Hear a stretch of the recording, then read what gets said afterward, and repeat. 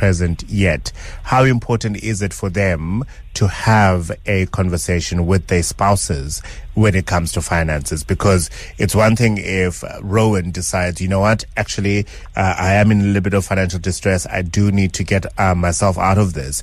But if the spouse is not thinking similarly and therefore behaving accordingly, it might actually not result in a happy household, right?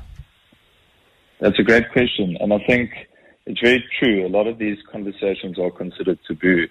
And what happens is money conversations become quite emotional when they're reactive.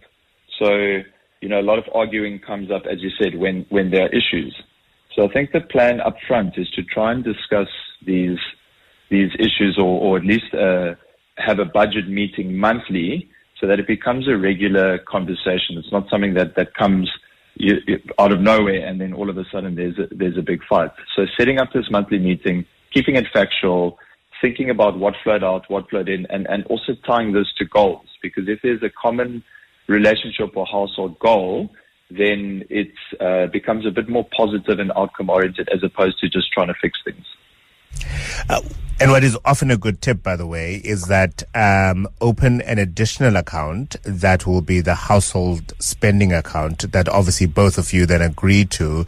We need to pay the bond. We need to pay rates and services. We need to pay for domestic and gardening services, etc., and groceries.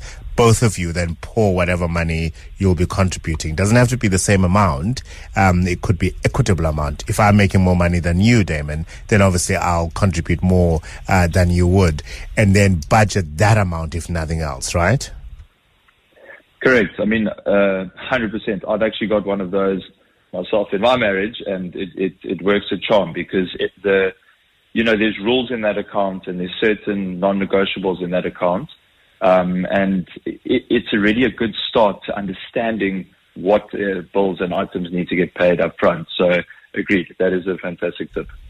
Some lovely ideas there, Damon. Thank you very much. Damon Sivitili is the CEO of Vantage Debt Management, talking to us about how we can turn our financial fears into financial freedom in 2026.